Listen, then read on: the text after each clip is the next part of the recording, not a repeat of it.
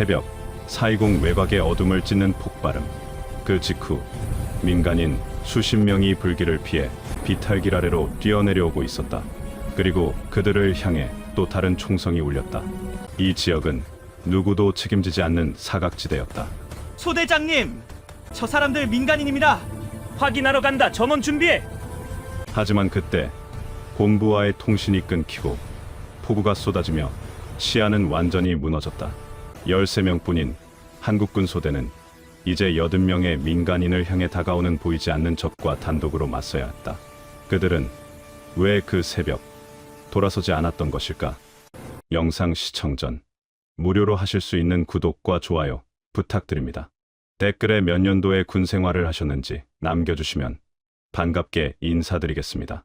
영상 시작합니다. 새벽이었다. 4.20 외곽의 작은 마을 방향에서 갑작스러운 폭음이 터지며 흙먼지가 하늘로 솟아올랐다. 경계 임무 중이던 한국군 수색소대는 동시에 몸을 엎드렸고, 이어 비명인지 경고인지 알 수 없는 소리가 멀리서 밤 공기를 찢었다. 김중희는 망원경을 들여다보다가 얼굴이 굳었다. 그 표정만으로도 아래 병사들은 상황이 심상치 않음을 직감했다. 마을 북쪽 비탈길에서 민간인 수십 명이 불길을 피해 뛰어오는 그림자가 희미하게 보였기 때문이다. 그때 남쪽 숲 방향에서 또 다른 섬광이 번쩍이며 기관총음이 이어졌다. 소대장님, 저건 민간인 같습니다. 닭상병이 떨리는 목소리로 말하자 김중희는 짧게 숨을 고른 뒤 결정을 내렸다. 확인하러 간다. 준비해. 그러나 이 판단은 단순한 확인이 아니었다. 마을로 들어가는 순간 그곳은 이미 어느 쪽의 영역도 아니었고 어느 쪽도 책임지지 않는 사각지대가 되어 있었다. 그럼에도 한국군 13명은 어둠 속에서 서로 눈빛만 교환한 채 산등성이 아래로 내려가기 시작했다. 습한 정글 공기에 화약 냄새가 섞이며 코를 찔렀다. 이 하사가 선두에서 손짓으로 신호를 보내며 앞장섰다. 300m 전방에서 오렌지빛 화염이 하늘을 물들이고 있었다. 그 불빛에 실루엣처럼 보이는 인형들이 마을 입구를 향해 달려오고 있었다. 아이들의 울음소리가 바람에 섞여 들려왔다. 김중희는 무전기를 집어들었지만 잠깐 망설였다. 상급 부대에 보고하는 순간 이들의 행동은 공식적인 작전이 되고 그만큼 책임도 무거워진다. 하지만 저 민간인들을 그냥 두고 볼 수는 없었다. 본부, 여기 수색 1소대다. 마을에 화재 발생, 민간인 다수가 대피 중이다. 상황 확인 후 보고하겠다. 무전을 끝내고 김중희는 부하들을 둘러봤다. 13명 모두가 자신을 바라보고 있었다. 가장 어린 정일병의 얼굴에는 긴장감이, 베테랑 이하사의 눈에는 결의가 서려 있었다. 가자. 조용히, 그리고 신속하게. 소대는 Y자 대형으로 산비탈을 내려가기 시작했다. 발밑에 낙엽이 바스락거리는 소리조차 크게 들렸다. 200m 지점에서 첫 번째 민간인과 마주쳤다. 70대 노인이 등에 어린 손자를 업고 헐떡이며 올라오고 있었다. 아이는 이미 기진맥진해 있었고 노인의 다리는 떨리고 있었다. 김중희가 손짓으로 이하사에게 신호를 보냈고 이하사는 즉시 노인에게 다가가 물통을 건네며 말했다. 할아버지, 괜찮으십니까? 저희가 도와드릴게요. 노인은 한국말을 알아듣지 못했지만 군복을 본 순간 안도의 표정을 지었다. 그 순간 마을 아래에서 또 다른 폭발음이 울렸고 이번에는 더 가까웠다. 건물이 무너지는 소리와 함께 여성들의 비명이 메아리쳤다. 김중희는 더 이상 망설일 수 없었다. 2분대는 여기서 민간인 대피를 도와라. 1분대는 나와 함께 마을로 내려간다. 3분대는 고지에서 어무해라. 명령이 떨어지자 병사들은 즉시 움직였다. 그런데 바로 그 순간 예상치 못한 일이 벌어졌다. 마을 북쪽에서 군용 차량 엔진음이 들려온 것이다. 하지만 그 소리는 한국군 차량이 아니었다. 더 무겁고 더 거칠었다. 김중희는 망원경을 다시 들여다봤고 순간 얼굴이 창백해졌다. 북베트남군 차량 2대가 마을 반대편에서 접근하고 있었고 그들도 같은 목적일 가능성이 높았다. 민간인들을 확보하려는 것이었다. 상황이 급변했다. 이제 이것은 단순한 구조 작전이 아니라 누가 먼저 민간인들에게 도달하느냐의 경쟁이 되었다. 김중희의 가슴이 빠르게 뛰기 시작했다.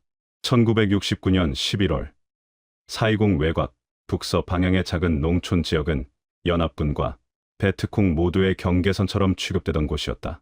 공식적인 작전 구역은 아니었지만 이 지역에서 발생하는 사상자는 늘 민간인이었고 군도 쉽게 개입하지 못하는 복잡한 구조였다. 한국군 백호 수색대로 불리던 이 소대는 본래 인근 도로 감시 임무가 임시로 주어진 상태였다. 마을에는 200여 명이 흩어져 살고 있었으나 최근 며칠 사이 주민들의 이동이 급격히 줄어 이상 징후로 보고되던 참이었다. 김중희는 이미 낮 동안 2차례나 정찰을 시도했지만 주민들은 말을 아꼈고 공포에 질린 눈빛만 남겼다. 이런 상황에서 새벽 시간 폭발음이 있다는 것은 누군가 들어왔음을 의미했다. 문제는 누가 들어왔고 왜 민간인들이 밤중에 뛰쳐나오는지였다. 병사들은 장비를 재정비하며 불안한 기류 속에서도 규정대로 행동하려 했었다. 하지만 그들도 알고 있었다. 작전 명령 없이 4.20 외곽 마을에 개입하는 것은 사실상 개인 판단에 가까운 위험 행동이라는 것을. 그럼에도 김중희의 눈빛엔 결심이 담겨 있었고 병사들도 그 결심을 따라가기 위해 묵묵히 호흡을 고르고 있었다. 새벽 4시 30분. 기온은 섭씨 22도였다. 건기가 시작되는 시점이라 습도는 평소보다 낮았지만 정글 특유의 끈적한 공기는 여전했다. 김중희는 작전 지도를 펼치며 상황을 재점검했다. 마을까지는 직선거리로 800m. 하지만 울창한 관목과 습지를 우회해야 하므로 실제로는 1.2km의 거리였다. 북베트남군 차량들이 접근하고 있는 북쪽 도로까지는 1.5km. 시간상으로는 5분에서 7분 정도의 여유밖에 없었다. 이 하사가 다가와 상황을 보고했다. 소대장님, 1분대는 M16 소총 사정과 수류탄 준비 완료. 3분대는 고지 어무 위치의 M60 기관총 거치 끝났습니다. 2분대는 민간인 대피로 확보 중입니다. 김중희는 고개를 끄덕이며 다시 한번 망원경으로 마을을 살폈다. 화염은 마을 중앙의 목조 건물 세 채에서 번지고 있었고 연기가 하늘을 뒤덮고 있었다. 민간인들은 여전히 마을 외곽으로 뛰어나오고 있었지만 그 수가 예상보다 적었다. 200명 중 절반도 보이지 않았다. 나머지는 어디 있는가? 김중희의 머릿속에 불길한 생각이 스쳤다. 그때 정일병이 떨리는 목소리로 보고했다. 소대장님, 북쪽에서 총성이 들렸습니다. 단발음이었는데 AK 소총 같습니다. 순간 모든 병사들의 표정이 굳었다. AK 소총은 북베트남군의 주력 무기였다. 즉, 그들이 이미 마을에 진입했다는 뜻이었다. 김중희는 빠르게 계산했다. 민간인 구출과 북베트남군과의 조우, 두 가지 상황을 동시에 처리해야 하는 복잡한 국면이었다. 더욱이 이곳은 공식적인 교전 지역이 아니었다. 만약 대규모 교전이 벌어진다면 외교적 문제가 될 수도 있었다. 하지만 김중희에게는 선택의 여지가 없었다. 저 아래에는 아이들과 노인들이 있었고 그들은 도움을 필요로 했다. 모든 분대, 작전 개시한다. 목표는 민간인 구출이다. 적과의 접촉은 최대한 피하되 불가피한 경우 제한적으로 응전한다. 병사들은 일제히 움직이기 시작했다. 13명의 한국군과 정체불명의 북베트남군 사이에 200명의 민간인이 끼어있는 상황. 누가 먼저 그들에게 도달하느냐에 따라 이 밤의 결말이 정해질 것이었다. 김중희는 M16 소총의 안전장치를 해제하며 마지막으로 부하들을 둘러봤다. 모두가 준비되어 있었다. 출발한다. 13명의 그림자가 어둠 속으로 사라져갔다. 마을에서는 여전히 화염이 치솟고 있었고 아이들의 울음소리가 바람에 실려왔다. 시간이 촉박했다. 마을 어귀에 도착했을 때 가장 먼저 눈에 들어온 것은 불길이 아니라 침묵이었다. 방금 전까지 폭발음이 들렸는데 마을은 이상할 만큼 고요했고 살아있는 인기척조차 느껴지지 않았다. 골목 사이로 내려가자 쓰러진 통나무 울타리 너머로 첫 번째 민간인이 발견되었다. 미처 피난하지 못한 노인이었고 의식은 없었다. 박상병은 손전등을 가리고 맥을 짚으며 낮게 말했다. 숨은 있습니다. 다만 너무 놀란 상태 같습니다. 그 순간 오른쪽 지붕 위에서 철컥하는 장전음과 함께 총구 반짝임이 보였다. 병사들은 반사적으로 벽 뒤로 몸을 숨겼고 충성 두 발이 골목을 스쳤다. 교전이 시작된 것이다. 김중희는 즉시 두 조로 나누어 대응했다. 좌측 포위 우회, 박상병, 우측 시선 잡아. 짧은 교전 끝에 지붕 위 인원은 도주했고 병사들은 마을 북쪽에서 사람들의 울음소리가 난다는 것을 확인했다. 교전은 끝났지만 이건 시작이었을 뿐이었다. 김중희는 무전기를 들고 3분대의 상황을 보고했다. 3분대, 여기 1분대다. 마을 진입 완료. 적 1명과 교전 후 후퇴 확인. 민간인 부상자 발견했다. 북쪽에서 울음소리 들린다. 계속 감시하라. 이 하사가 엄지를 들어 신호하며 다가왔다. 소대장님, 총알 자국을 보니 AK 소총이 확실합니다. 그리고 저쪽 집에서 불 꺼진 흔적이 있어요. 누군가 급하게 불을 껐다는 뜻입니다. 김중희는 고개를 끄덕이며 상황을 파악했다. 적이 먼저 마을에 들어와 있었고 민간인들을 어디론가 모아놓고 있을 가능성이 높았다. 문제는 그들의 목적이 무엇인지였다. 납치인가, 신문인가, 아니면 다른 목적이 있는가. 정일병이 골목 모서리에서 손짓으로 신호를 보냈다. 북쪽 100m 지점에 건물 세 채가 모여 있고 그 중 한 곳에서 희미한 불빛이 보인다는 것이었다. 김중희는 망원경으로 확인했다. 정일병의 보고가 맞았다. 건물 안에서 횃불 같은 불빛이 움직이고 있었고 그림자들이 왔다 갔다 하고 있었다. 그런데 이상한 점이 있었다. 그 그림자들의 움직임이 너무 규칙적이었다. 마치 무언가를 찾고 있는 것처럼 보였다. 김중희는 부하들에게 신호했다. 천천히 접근한다. 소음 금지. 병사들은 고양이처럼 조용히 움직이기 시작했다. 발밑에 마른 나무짚을 밟지 않기 위해 한 걸음 한 걸음 신중히 옮겼다. 50m 지점에서 멈춰 서서 다시 관찰했다. 건물에서 나오는 소리가 들리기 시작했다. 베트남어로 무언가를 묻는 목소리와 여성의 흐느낌, 그리고 아이들의 작은 움직임 소리였다. 김중희의 가슴이 빠르게 뛰었다. 민간인들이 그 안에 있었다. 박상병이 조심스럽게 다가와 귀에 대고 속삭였다. 소대장님, 창문으로 보니 성인 5명과 아이들 3명 정도가 바닥에 앉아 있습니다. 그리고 무장한 사람 2명이 그들을 지키고 있어요. 상황이 명확해졌다. 북베트남군이 민간인들을 인질로 잡고 있었고 무언가를 캐내려 하고 있었다.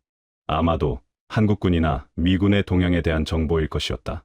김중희는 빠르게 작전을 세웠다. 정면 돌입은 민간인들을 위험에 빠뜨릴 수 있었다. 하지만 시간을 끌수록 상황은 더 복잡해질 것이었다. 그때 건물 안에서 갑작스러운 고함 소리가 들렸다. 누군가 저항하고 있는 것 같았다. 이어서 둔탁한 타격음과 여성의 비명이 들렸다. 김중희는 더 이상 기다릴 수 없었다. 박상병, 정일병, 후문으로 우회해라. 이하사, 나와 함께 정면으로 간다. 신호는 수류탄 폭음이다. 그 순간까지 절대 움직이지 마라.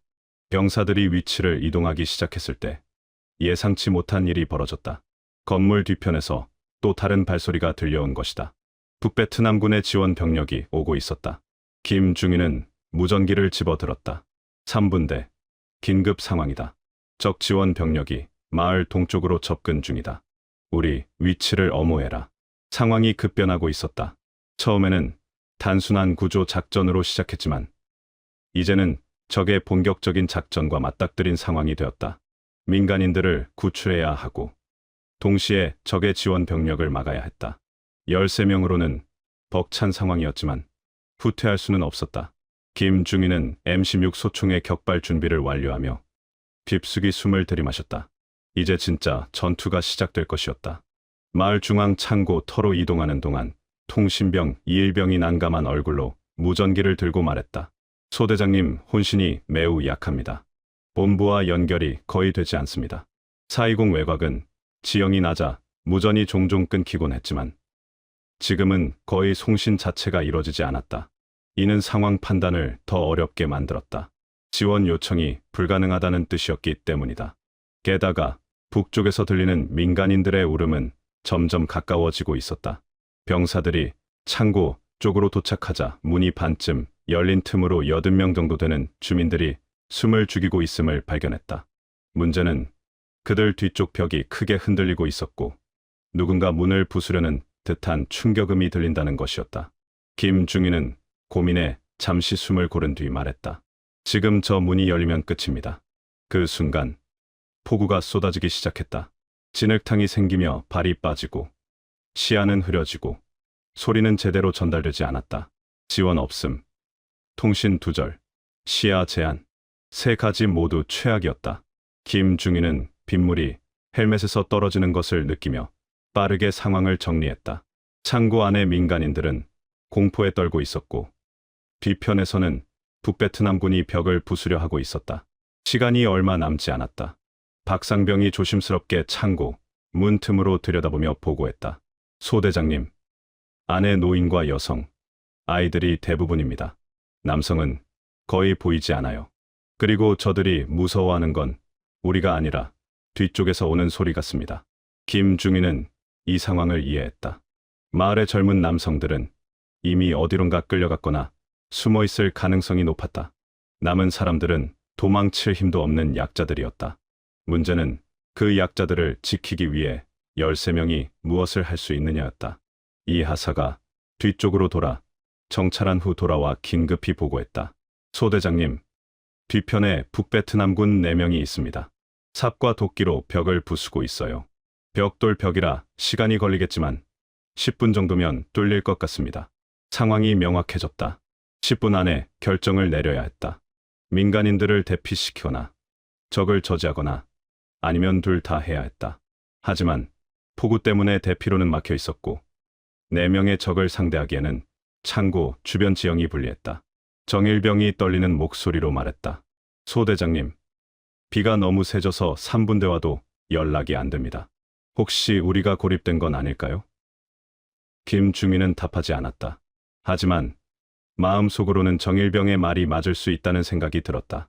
폭우는 통신을 더욱 방해했고 지원군의 이동도 어렵게 만들었다. 사실상 고립 상태와 다름없었다. 그때 창고 안에서 여성의 비명소리가 들렸다. 뒤편 벽에 균열이 생기기 시작한 것이다. 김중희는 더 이상 망설일 수 없었다. 박상병, 정일병, 창고 정면을 확보해라. 이하사, 나와 함께 뒤편으로 간다. 민간인들은 최대한 창고 앞쪽으로 모이게 해라. 병사들이 움직이기 시작했지만 진흙 때문에 발걸음이 무겁고 느렸다. 비는 더욱 거세져서 5m 앞도 제대로 보이지 않았다. 김중희는 M16 소총을 움켜쥐며 뒤편으로 향했다. 하지만 뒤편으로 가는 길목에서 예상치 못한 장애물과 마주쳤다. 마을 우물 주변이 폭우로 인해 완전히 진흙탕이 되어 있었고 그 가운데 북베트남군의 배낭과 장비들이 흩어져 있었던 것이다. 이는 그들이 예상보다 많은 인원이라는 것을 의미했다. 김중희의 얼굴이 굳었다. 창고를 부수는 4명 외에도 더 많은 적이 있을 가능성이 높아졌다. 이 하사가 배낭을 살피며 말했다. 소대장님, 이 장비들을 보니 최소 8명에서 10명 정도 될 것 같습니다. 그리고 이런 장비는 단순한 수색 부대가 아니라 특수 임무 부대 같아요. 김중희는 상황이 생각보다 심각함을 깨달았다. 단순한 민간인 납치가 아니라 더 큰 작전의 일부일 수 있었다. 그 순간 창고에서 더 큰 비명소리가 들렸다. 벽이 뚫렸거나 뚫리기 직전인 것 같았다. 시간이 다 되어가고 있었다. 폭우 속에서 병사들은 창고 주변 방어선을 급히 구축했으나 진흙이 무너져 포진할 수 있는 지점이 거의 없었다. 물 냄새, 젖은 흙 냄새, 목재 타는 냄새가 뒤섞여 숨쉬는 것조차 고통스러웠다. 뒤쪽에서는 아이가 울음을 터뜨렸고 어머니가 떨리는 목소리로 달래는 소리가 비에 묻혀 퍼져나왔다. 김중희는 병사들을 가까이 불러 조용히 말했다. 문이 버티지 못할 수도 있다. 우리는 시간을 벌어야 한다. 이 말이 떨어지자 모두의 어깨가 무겁게 내려앉았다. 박상병은 손등으로 비를 닦으며 말했다. 소대장님, 우리 13명이 이 인원 다 지킬 수 있겠습니까? 대답 대신 김중희는 어둠 속 움직임을 가리켰다. 적이 서서히 포위하듯 접근하고 있었고 음성도 없는 공포의 리듬이 골목 안을 울리고 있었다. 첫 번째 충돌이 시작되자 총성과 비명, 진을 튀는 소리, 격발의 반동이 뒤엉켜 귀 속에서 울렸다. 병사들은 후퇴하지 않기 위해 서로의 위치를 확인하며 땅바닥을 기어가다시피 싸웠다. 그리고 누구도 말은 하지 않았지만 모두 알고 있었다. 우리가 버티지 못하면 뒤에 있는 80명은 끝이다. 이일병의 M16에서 탄 피가 튀어나오며 뜨거운 열기가 빗물에 닿아 지글거렸다. 그의 손가락은 방아쇠에서 떨리고 있었지만 조준은 흔들리지 않았다. 왼쪽에서 정일병이 수류탄 핀을 뽑으며 소리쳤다. 엄폐. 폭발음과 함께 흙덩이들이 사방으로 튀었고 일순간 적들의 움직임이 멈췄다. 하지만 그것도 잠시뿐이었다. 이 하사가 김중희에게 기어와 급히 보고했다. 소대장님, 오른쪽에서 적 3명이 더 접근합니다. 그리고 우리 탄약이 부족해지고 있어요. 각자 2개의 탄창씩밖에 안 남았습니다. 김중희는 이 말을 듣고 가슴이 철렁 내려앉았다. 탄약이 떨어지면 M16은 그냥 쇠막대기가 될 뿐이었다. 그때 창고 안에서 여성의 절규가 들렸다. 뒤편 벽이 완전히 뚫린 것이었다. 북베트남군이 창고 안으로 진입하기 시작했다. 김중희는 더 이상 망설일 수 없었다. 박상병, 정일병, 나와 함께 창고로 들어간다. 이 하사, 여기서 외부 적들을 막아라. 절대 뚫리지 마라. 이 하사의 얼굴에 절망감이 스쳤다. 혼자서 외부의 적들을 막는다는 것은 사실상 죽음을 각오하는 일이었다. 하지만 그는 고개를 끄덕이며 답했다. 알겠습니다. 소대장님도 조심하십시오. 김중희와 2명의 병사가 창고로 뛰어들어갔을 때 안은 이미 아수라장이 되어 있었다. 북베트남군 2명이 민간인들을 벽 쪽으로 몰아붙이고 있었고 1명은 총을 겨누고 있었다. 아이들은 울음을 멈추고 공포에 질려 있었고 여성들은 아이들을 품에 안고 떨고 있었다. 노인 1명이 바닥에 쓰러져 있었고 입에서 피가 흘러나오고 있었다. 김중희는 순간적으로 판단해야 했다. 총을 쏘면 민간인들이 다칠 위험이 있었지만 그대로 두면 학살이 벌어질 수도 있었다. 그 순간 박상병이 옆에서 속삭였다. 소대장님, 제가 저쪽으로 돌아가서 주의를 끌겠습니다. 그때 정면에서 공격하세요. 김중희는 고개를 저었다. 너무 위험하다. 하지만 박상병은 이미 몸을 움직이기 시작했다.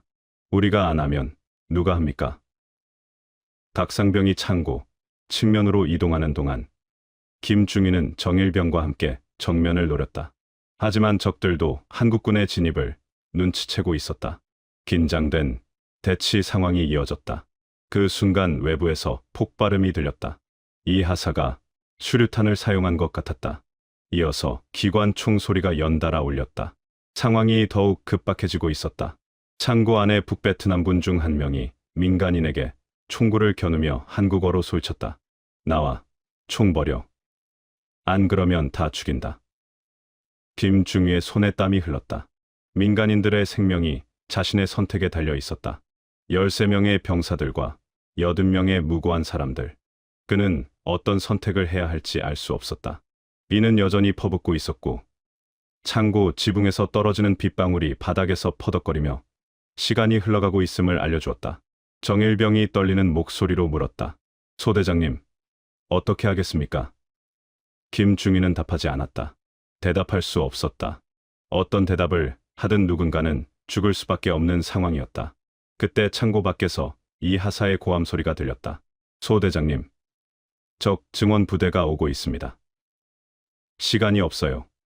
모든 것이 동시에 무너져 내리고 있었다. 탄약은 부족하고 적은 증가하고 민간인들은 위험에 처해 있고 지원은 오지 않고 있었다.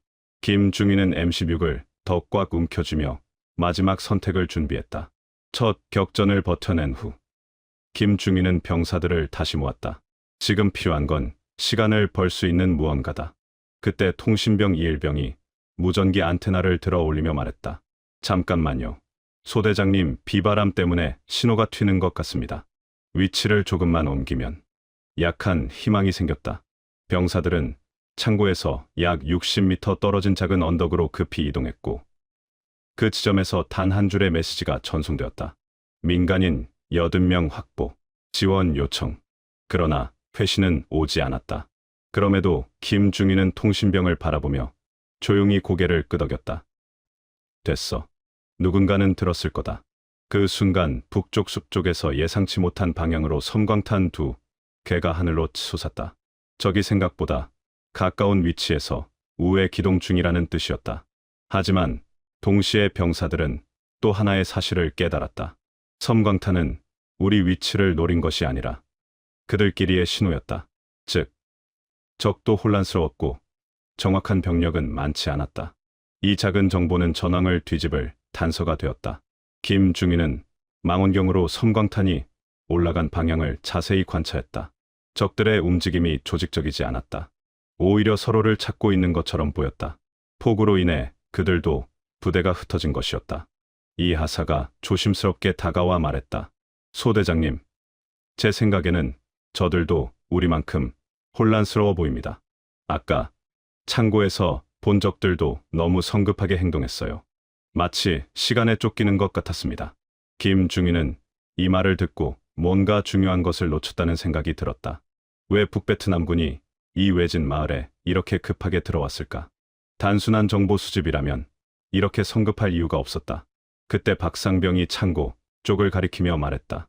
소대장님, 창고 안에 있던 민간인 중에서 누군가 특별한 사람이 있는 것 같아요. 아까 적들이 계속 한 사람만 찾고 있었거든요. 김중희는 순간 깨달았다. 이 작전의 목적이 민간인 전체가 아니라 특정 인물이었다는 것을. 그리고 그 인물이 누구든 북베트남군에게는 매우 중요한 존재였다는 것을. 이일병이 무전기를 다시 확인하며 보고했다. 소대장님, 약한 신호지만 3분대에서 응답이 왔습니다. 그들도 적 병력을 확인했는데 생각보다 많지 않다고 합니다. 총 8명에서 10명 정도로 추정된다고 해요. 김중희는 상황을 재평가했다. 적의 규모는 예상보다 작았고 그들도 혼란 상태였으며 특정 목표만 달성하면 되는 제한적 임무였다. 이는 한국군에게 기회였다. 정일병이 조심스럽게 물었다. 소대장님, 그럼 우리가 먼저 공격할 수 있는 건 아닐까요? 저들이 혼란스러워하는 동안에 말이에요. 김중희는 잠시 고민했다. 적극적인 공격은 위험했지만 계속 수비만 하고 있을 수도 없었다. 민간인들의 안전을 보장하려면 적들을 제압하거나 최소한 후퇴하게 만들어야 했다. 그때 예상치 못한 일이 벌어졌다. 창고 쪽에서 총성이 멈추고 대신 큰 목소리로 한국어가 들려온 것이다. 한국군, 들어라. 우리는 한 사람만 데려가면 된다. 나머지는 건드리지 않겠다. 협상하자. 병사들은 서로를 바라봤다. 적이 협상을 제안한다는 것은 그들도 상황이 여의치 않다는 뜻이었다. 김중희는 이 기회를 놓칠 수 없다고 판단했다. 하지만 동시에 함정일 가능성도 있었다. 이 하사가 귀에 대고 속삭였다. 소대장님, 시간을 벌어서 3분대가 위치를 이동할 시간을 주는 게 어떨까요? 협상하는 척하면서 말이에요. 김중희는 고개를 끄덕였다. 좋은 생각이었다. 그는 창고 쪽을 향해 소리쳤다. 누구를 원하는지 말해라. 그리고 왜 그 사람이 필요한지도. 잠시 침묵이 흘렀다. 그리고 대답이 돌아왔다. 마을 이장이다. 그가 알고 있는 정보가 필요하다. 우리는 민간인을 해치고 싶지 않다. 김중희는 이제 상황을 완전히 이해했다. 북베트남군의 목표는 마을 이장이 가진 정보였다. 아마도 한국군이나 미군의 이동 경로, 보급선 또는 다른 군사 정보일 것이었다. 하지만 문제가 있었다. 마을 이장을 넘겨주면 그 정보가 적의 손에 넘어간다는 뜻이었고 넘겨주지 않으면 전체 민간인들이 위험해질 수 있었다. 그 순간 또 다른 반전이 일어났다. 창고 안에서 나이든 남성의 목소리가 들려온 것이다. 한국군, 나는 이장이다. 나를 데려가게 해라. 다른 사람들은 살려줘라. 김중희는 가슴이 먹먹해졌다. 이장 스스로가 희생하겠다고 나선 것이었다. 하지만 김중희는 그렇게 할 수 없었다. 무고한 사람을 적의 손에 넘겨주는 것은 군인의 도리가 아니었다. 새벽 4시 20분경 남쪽 계곡 쪽에서 차량 2대의 엔진음이 들려왔다. 처음엔 적 증원으로 의심했지만 소리를 듣고 박상병이 외쳤다. 소대장님, 아군 차량 엔진음입니다. 그제야 무전기에 희미한 회신이 도착했다. 지원 도착 예정. 위치 유지할 것. 병사들은 이미 반쯤 탈진한 상태였지만 마지막 방어선을 구축하기 위해 다시 자리로 뛰어갔다. 적은 혼란에 빠져 있었고 판단이 늦어진 상태였다. 지원 차량이 전개되자 적은 급히 숲 안으로 사라졌다. 창고 안문을 열자 80여 명의 주민들이 떨리는 눈으로 병사들을 바라보았다. 울음을 터뜨리는 사람, 손을 모아 감사를 전하는 사람, 그대로 주저앉아 버리는 사람 감정이 한꺼번에 터져나왔다. 김중희는 병사들에게 말했다. 괜찮다. 우리가 할 일을 한 것뿐이다. 하지만 병사들은 알고 있었다. 이날 버틴 것은 영웅심이 아니라 단순한 책임감이었다. 지원 부대의 장갑차가 마을 입구에 도착하자 연기와 총성으로 가득했던 새벽 공기가 갑자기 고요해졌다. 김중희는 지원 부대장인 최소령에게 간단히 상황을 보고했다. 민간인 80명 무사히 보호. 적 병력 8명 추정. 우리 쪽 부상자 없음. 탄약 소모량 상당. 최소령은 고개를 끄덕이며 말했다. 수고했다. 민간인들 대피는 우리가 맡겠다. 김중희는 뒤돌아 창고를 바라봤다. 그곳에서 나오는 사람들의 모습이 가슴에 남았다. 아이들은 여전히 어머니 품에서 떨고 있었고 노인들은 지팡이를 짚고 조심스럽게 걸음을 옮기고 있었다. 마을 이장은 김중희에게 다가와 허리를 깊숙이 숙였다. 말은 통하지 않았지만 그 감사의 마음은 충분히 전해졌다. 박상병이 옆에서 조용히 말했다. 소대장님, 우리가 정말 해낸 건가요? 김중희는 대답하지 않았다. 해냈다고 말하기에는 너무 많은 것들이 아슬아슬했었다. 만약 폭우가 조금 더 심했다면, 만약 적이 조금 더 많았다면, 만약 지원이 조금 더 늦었다면, 수많은 만약들이 머릿속을 스쳤다. 이일병이 무전기를 정리하며 말했다. 소대장님, 본부에서 복귀 명령 내렸습니다. 병사들은 무거운 발걸음으로 장비를 정리하기 시작했다. M16 소총을 어깨에 메고 헬멧에 턱끈을 조이고 젖은 군복을 털어내며 마을을 벗어났다. 뒤돌아보니 창고에서는 여전히 민간인들이 나오고 있었고 지원 부대원들이 그들을 도우고 있었다. 마을로 올라가는 길에서 정일병이 물었다. 소대장님, 저 이장님은 무사할까요? 북베트남군이 다시 올 수도 있지 않을까요? 김중희는 잠시 걸음을 멈췄다. 그것도 걱정이었다. 오늘 밤에 작전이 실패했다고 해서 적들이 포기할 것 같지는 않았다. 하지만 그것은 더 이상 자신들의 몫이 아니었다. 우리는 우리가 할 수 있는 일을 했다. 나머지는 다른 사람들이 맡아줄 것이다. 이하사가 뒤에서 따라오며 말했다. 그래도 다행입니다. 아무도 다치지 않았고 민간인들도 살았고. 김중희는 이하사의 말에 고개를 끄덕였다. 맞았다. 아무도 다치지 않았다는 것만으로도 성공이었다. 하지만 왜 이렇게 허무한 것일까? 영화에서 보는 것처럼 환호하고 기뻐할 기분은 아니었다. 그냥 피곤했고 젖었고 배가 고팠다. 차량에 올라타며 박상병이 말했다. 소대장님, 저희는 언제까지 이런 일을 해야 하는 걸까요? 김중희는 창문 밖으로 사라져가는 마을을 바라보며 답했다. 우리가 필요한 동안은 계속해야지. 그게 우리 일이니까. 차량이 도로로 나서자 비가 그쳤다. 동쪽 하늘에서 희미한 햇살이 구름 사이로 비치기 시작했다. 새로운 하루가 시작되고 있었지만 병사들의 마음속에는 여전히 그 밤의 무게가 남아 있었다. 13명이 80명을 지켜낸 밤. 그 누구도 영웅이라고 부르지 않을 그저 당연한 일을 한 평범한 밤이었다. 약 50년이 흘렀다. 당시 병사들은 대부분 예비역이 되었고 고국에서 각자의 삶을 살고 있다. 몇몇은 건강을 잃었고 몇몇은 이미 세상을 떠났다. 하지만 해마다 4.20 외곽 마을에서는 이날 구조된 80명의 생존자들이 한국군을 기리는 작은 기념식을 연다고 전해진다. 김중희 역시 그 사실을 전해 들었지만 인터뷰 요청이 와도 대부분 사양했다. 그는 조용한 목소리로 말했다. 당시 그 폭우 속에서 울던 아이들이 지금은 어른이 되었겠지요. 오랜 시간이 흘렀지만 병사들 사이에서는 여전히 같은 말이 오건다. 그날 우리가 돌아섰다면 그 사람들은 지금 없었을 거야. 전후에는 시간이 지나도 변하지 않았고 서로의 선택은 마음속에서 작은 빛처럼 남아 있었다. 이 이야기는 화려한 훈장도 큰 표창도 없지만 누군가의 삶을 지켜낸 조용한 선택에 대한 기록이다. 그리고 바로 그런 기록이야말로 세월 속에서 잊히지 말아야 할 이유가 된다. 그날의 선택을 기억해야 할 이유가 여기에 있다. 2023년 가을, 백발이 된 닥상병은 동창회에서 만난 후배들에게 이야기했다. 전쟁터에서 영웅이 되는 건 어렵지 않아요. 하지만 평범한 사람으로 남아서 옳은 일을 하는 게 더 어려운 법이지요. 그는 맥주잔을 기울이며 창밖을 바라봤다. 서울 한복판의 밤거리는 화려했지만 그의 머릿속에는 여전히 그날 밤의 폭우 소리가 들리고 있었다.